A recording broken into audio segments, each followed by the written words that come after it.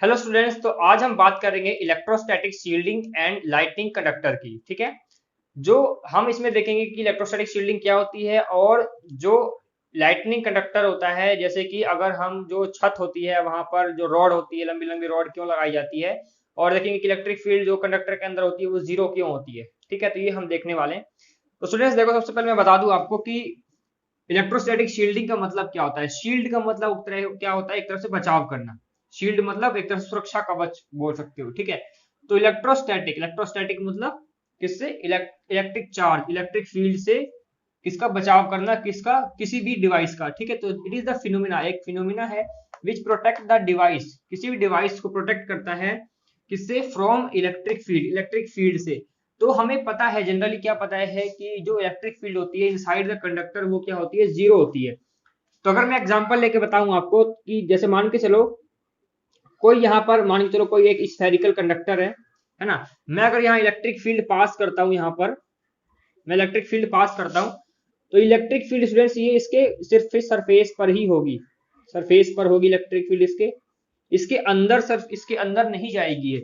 इसके अंदर electric field zero होगी, लेकिन इसके अंदर इलेक्ट्रिक फील्ड होगी, बाहर होगी, लेकिन इसके अंदर इलेक्ट्रिक फील्ड नहीं होगी, जीरो होगी।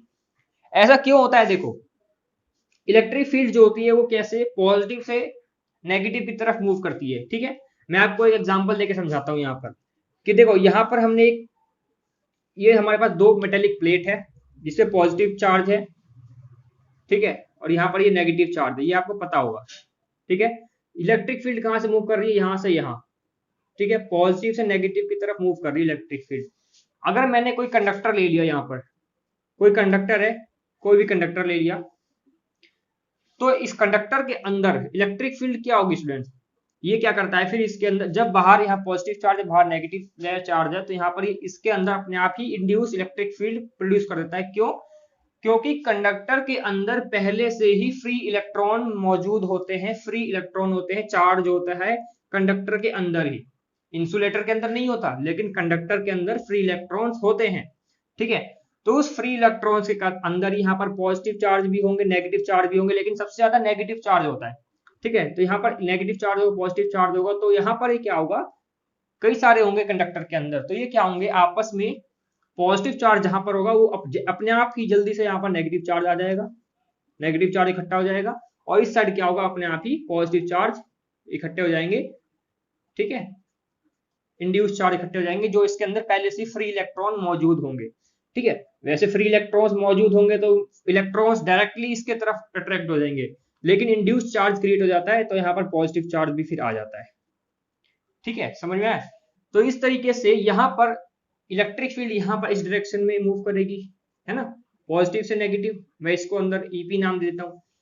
तो इसमें इलेक्ट्रिक फील्ड इस डायरेक्शन मूव करेगी, यहाँ पर इलेक्ट्रिक फील्ड पॉजिटिव से नेगेटिव इधर, इसमें पॉजिटिव से नेगेटिव इधर। तो यहाँ पर इनसाइड और आउटसाइड जो इलेक्ट्रिक फील्ड होती है वो इक्वल एंड अपोजिट डायरेक्शन में होने के कारण वो क्या हो जाती है स्टूडेंट्स, जो नेट इलेक्ट्रिक फील्ड होगी आपकी वो क्या हो जाएगी, ई नॉट माइनस ईपी, क्या हो जाएगी स्टूडेंट्स आपकी, इलेक्ट्रिक फील्ड नेट जीरो हो जाएगी। समझे। तो ये इलेक्ट्रिक फील्ड होगी आपकी इनसाइड द कंडक्टर। समझ में आया कि नहीं आया। इनसाइड द कंडक्टर ऑलवेज क्या होते हैं, फ्री इलेक्ट्रॉन्स होते हैं। जब भी वो इलेक्ट्रिसिटी के कॉन्टेक्ट में आता है कंडक्टर, तो उसके अंदर क्या होता है, वो इलेक्ट्रॉन्स क्या होते हैं, आपस में इंड्यूस चार्ज क्रिएट हो जाते हैं, और उनके अंदर फिर एक दो पोल और क्रिएट हो जाते हैं, एक पोल यहाँ पर नेगेटिव, एक पोल यहाँ पॉजिटिव, दोनों ही equal and opposite electric field क्या होते हैं, इक्वल एंड अपोजिट होते हैं। तो इस कारण से वो क्या होते हैं, फिर कैंसिल हो जाते हैं। तो यहाँ पर इस कारण से हम कह सकते हैं कि इलेक्ट्रिक फील्ड जो इनसाइड द कंडक्टर होता है वो क्या होता है, जीरो होता है।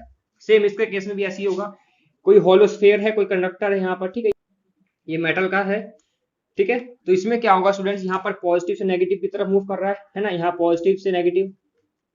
तो अगर इलेक्ट्रिक फील्ड ऐसे मूव कर रही है ना, तो आपको पता होना चाहिए कि ये पॉजिटिव इधर साइड है और नेगेटिव इधर साइड है। ठीक है। क्योंकि हमेशा पॉजिटिव नेगेटिव की तरफ होती है इसकी डायरेक्शन इलेक्ट्रिक फील्ड की। और इस कंडक्टर के अंदर भी फ्री इलेक्ट्रॉन्स होंगे, मूव कर रहे होंगे, तो वो फ्री इलेक्ट्रॉन्स क्या होंगे, आपस में इस तरीके से अरेंज हो जाएंगे कि वहां पर, क्योंकि देखो अगर नेगेटिव पॉजिटिव होंगे इसके अंदर कंडक्टर के अंदर फ्री इलेक्ट्रॉन्स अगर होंगे, तो इलेक्ट्रॉन कहाँ पर आएंगे, यहाँ पर आना चाहेंगे ना, इस साइड में, इस डायरेक्शन में। और यहाँ पर इंड्यूस चार्ज क्रिएट हो जाएगा, तो पॉजिटिव चार्ज अपने आप आ जाएगा यहाँ पर। ठीक है।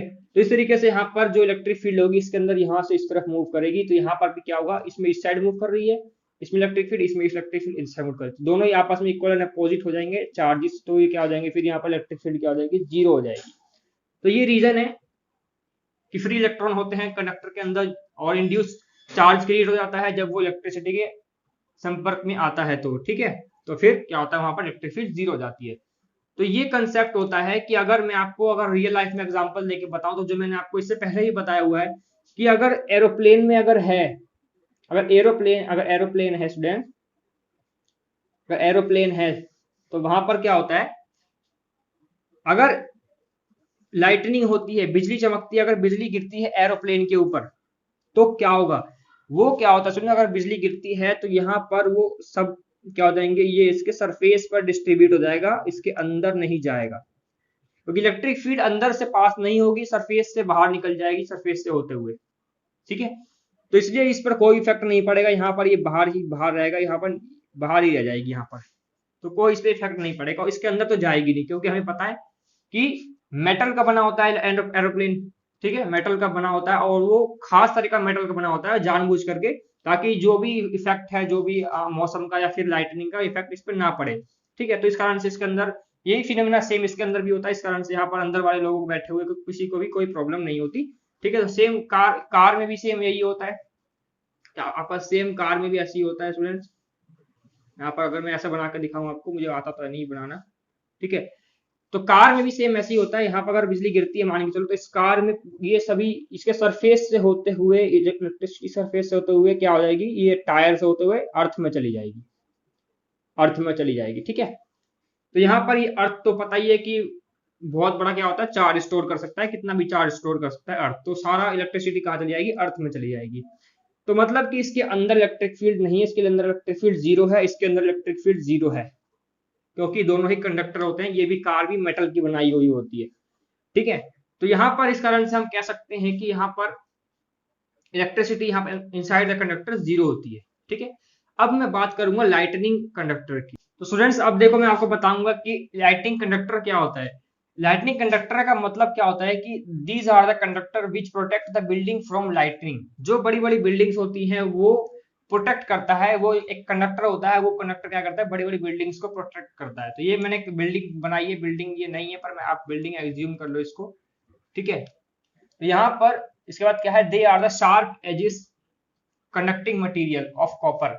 ये कॉपर की एक बहुत बड़ी एक, आप एक रॉड जैसी मान सकते हो इसको, बहुत बड़ी होती है, ठीक है, मेटल की बनी होती है, कॉपर की बनी होती है। यहाँ पर ये अंदर तक जाती है, ये यहाँ पर अर्थ का सरफेस है, इसको अंदर तक, इसको अर्थ के अंदर तक इसको रखा जाता है, ठीक है। यहाँ पर ये मेटल की प्लेट है अंदर भी, ठीक है, जिसके अंदर इसको सपोर्ट मिलता है अंदर इसके, ठीक है। यहाँ पर क्या है, यहाँ पर एक मेटल की प्लेट लगी होती है, और यहाँ पर किसी किसी में सिर्फ सिंगल रॉड होती है, किसी में सिंगल एक आपकी मेटल की प्लेट होती है, जिसमें यहाँ पर क्या होता है, शार्प एजिस लगी होती है, ठीक है, ठीक है, शार्प एजिस होती है। यहाँ पर क्या होता है, जो क्या होता है इनसाइड होता है सरफेस, ठीक है स्टूडेंट्स। तो यहाँ पर इसके बाद देखो होता क्या है, अगर मान के चलो कोई क्लाउड आता है, ठीक है, कोई क्लाउड आता है मान के चलो, तो क्लाउड में नेगेटिव पॉजिटिव दोनों ही चार्ज होते हैं, स्टैटिक इलेक्ट्रिसिटी के कारण, या फिर जो कि आपस में हवा है वहां पर, ठीक है, और मतलब कि आपस में बादल भी आपस में एक दूसरे में फ्रिक्शन के कारण क्या होता है, यहाँ पे इलेक्ट्रिसिटी क्रिएट हो जाती है, मतलब इलेक्ट्रिक चार्ज क्रिएट हो जाता है। तो यहाँ पर नेगेटिव और पॉजिटिव चार्ज क्रिएट हो जाता है। तो नेगेटिव पॉजिटिव चार्ज में जो नेगेटिव चार्ज होते हैं उनका थोड़ा वो क्या होता है, थोड़े हैवी होते हैं, इस कारण से वो नीचे की तरफ हो जाते हैं, और पॉजिटिव चार्ज ऊपर की तरफ हो जाता है, ठीक है, क्योंकि नेगेटिव पॉजिटिव दोनों चार्ज होते हैं ना। तो यहाँ पर क्या होगा, ये बड़ी बड़ी बिल्डिंग होगी, तो जब भी क्या होगा, यहाँ पर ये मूव कर रहा होगा, तो यहाँ पर ये किसी न किसी को क्या करेगा, ये ढूंढेगा। ये जब इलेक्ट्रिसिटी जब लाइटनिंग होगी स्टूडेंट्स यहाँ पर, तो जैसी लाइटनिंग होगी ना, तो ये क्या करेगा, किसी एक ऐसे सरफेस को ढूंढेगा जहां पर ये क्या कर सके, ये जहां पर क्या कर सकते हैं, बिजली गिर सके। तो वहां कहां पर गिरेगी, जहां पर ये कंडक्टर होगा वहां पर गिरेगी सबसे पहले। कंडक्टर कहां पर होगा, जहां पर चार्ज होगा, चार्ज जिसको जहां पर मिलेगा, या फिर जहां पर ये चार्ज क्रिएट कर सकता है, जैसे कि मान के चलो ये नेगेटिव चार्ज है, तो ये कंडक्टर है ना, तो कंडक्टर के पास जल्दी गिरता है। ये कंडक्टर के पास जल्दी गिरने का मतलब क्या है कि ये क्या होगा, यहाँ पर ये मेटल का, तो इस पे ये क्या करेगा, इंड्यूस इलेक्ट्रिक चार्ज क्रिएट कर देगा इसके ऊपर। ये जब ये गिरेगा ना, बिजली गिरेगी, तो यहाँ नेगेटिव चार्ज है, जब बिजली गिरेगी इसके ऊपर, मान के चलो अगर गिर रही है, इसके ऊपर अपने आप ही ये क्या करता है, इंड्यूस चार्ज क्रिएट कर देता है। तो नेगेटिव चार्ज यहाँ पॉजिटिव कर देगा और यहाँ पर क्या कर देगा, नेगेटिव क्रिएट कर देगा। यहाँ पॉजिटिव और यहाँ नेगेटिव क्रिएट कर देगा, है ना। ठीक है, तो ये क्या होगा, ये सारा इलेक्ट्रिसिटी यहाँ से होते हुए यहाँ अंदर तक चली जाएगी, समझे। तो क्योंकि ये मेटल का बना हुआ है, तो ये बाहर की जो भी है बिल्डिंग, इसके अंदर कोई भी इसके बिल्डिंग पर जाने की बजाय क्या करेगा, ये बिल्डिंग पर चार्ज क्रिएट नहीं कर सकता है ये जल्दी, लेकिन मेटल पे बहुत जल्दी चार्ज क्रिएट कर देगा, ये इंड्यूस चार्ज। ठीक है, इसलिए ये बिल्डिंग पर गिरने के बजाय कहाँ गिरेगा, अगर ये बिल्डिंग की तरफ गिरने वाला भी होगा तब भी ये मुड़ करके कहाँ गिरेगा, मुड़ करके ये इस रॉड पर आ जाएगा। ठीक है, तो इस कारण से क्या होगा स्टूडेंट्स, यहाँ पर इंड्यूस चार्ज क्रिएट हो जाएगा, इस कारण से यहाँ पर ये मेटल के ऊपर गिरेगा, मेटल इसमें होते हुए क्या होगा, अंदर जमीन के नीचे तक चला जाएगा। तो इस कारण से यहाँ पर बिल्डिंग को नुकसान नहीं होगा, इसके अंदर से इलेक्ट्रिसिटी चली जाएगी। ठीक है, समझ में आया। तो देखो यहाँ पर अगर मैं आपसे पूछूं कि अगर कोई पेड़ है और वहां पर आप खड़े हो, ठीक है, वहां पर आप खड़े हो, ठीक है, तो स्टूडेंट जब बिजली गिरेगी तो क्या करेगा, ये जो इलेक्ट्रिसिटी जो बिजली होती है वो किसी ऊंचे चीज को ढूंढती है, ठीक, कुछ ऊंचे चीज को। तो पेड़ बड़े बड़े होते हैं, तो अगर ये पेड़ पर गिरती है, अगर बोला मैंने, अगर ये पेड़ पर गिरती है, क्योंकि बिजली है देखो कहीं भी गिर जाएगी, जहां उसको जगह मिलेगा, जहां पर उसको चार्ज मिलेगा। तो अगर ये पेड़ पर गिरती है तो यहाँ पर पेड़ पर गिरेगी तो पेड़ को तो जलाएगी, साथ साथ में यहाँ पर देखो इससे चार्ज होते हुए, पेड़ से चार्ज होते हुए अंदर तक जाएगा। तो अगर आप इसके पास खड़े होगे तो ये आपको भी साथ में चपेट में ले लेगा, समझ में आया। इस कारण से पेड़ का नुकसान तो होगा ही, आपका भी नुकसान होगा और पूरी तरीके से नुकसान हो जाएगा, डेथ हो जाएगी। तो इस कारण से कभी भी पेड़ के नीचे नहीं खड़ा होना चाहिए। अगर आप सोच रहे हो कि पेड़ के नीचे खड़े हो जाते हैं, चलो बारिश हो रही है तो इसलिए बारिश के टाइम पे कभी भी पेड़ के नीचे नहीं खड़ा होना चाहिए, इसलिए कभी बिजली गिर सकती है। यहाँ पर बिल्डिंग में रह सकते हो, बिल्डिंग सेफेस्ट जगह है, ठीक है, लेकिन इसमें नहीं रह सकते आप, पेड़ के नीचे नहीं खड़े हो सकते। अगर कोई बड़ा पेड़ है और कोई छोटा पेड़ है तो आपको कोशिश करनी है कि आप छोटे वाले पेड़ के नीचे खड़े हो, क्योंकि छोटे वाला पेड़ वैसे तो खड़ा होना ही नहीं है पेड़ के नीचे, लेकिन अगर आपके पास कोई भी कंडीशन नहीं है, अगर कोई जरूरी, कोई आपको बहुत ज्यादा अगर मजबूरी है आपकी, तो आपको छोटे वाले पेड़ के नीचे खड़ा होना है, वरना आपको होना ही नहीं है, क्योंकि इलेक्ट्रिसिटी यहाँ पर भी आ सकती है, यहाँ पर भी लाइटनिंग हो सकती है। ठीक है, अगर खुला मैदान है, पूरा खुला मैदान है, तो आपको क्या करना पड़ेगा, आपको अपने नीचे घुटनों के बल बैठ करके पूरा सिर नीचे ऐसे करके और फिर यहाँ पर फिर बैठ जाना खुले मैदान में, क्योंकि आपको ऊंचा खड़ा नहीं रहना।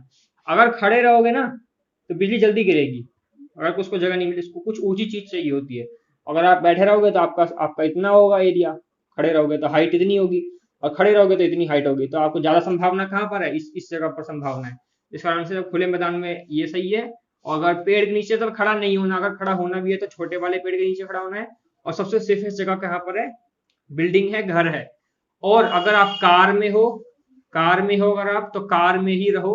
किसी अगर बस में हो, कार में हो, तो कार बस में ही रहो, बाहर नहीं आना, क्योंकि अंदर तो इलेक्ट्रिसिटी आएगी नहीं, क्योंकि inside the conductor electric field zero होती है, अभी बताया मैंने। ठीक है, ठीक है, तो आई होप आपको समझ में आ गया होगा आज का टॉपिक।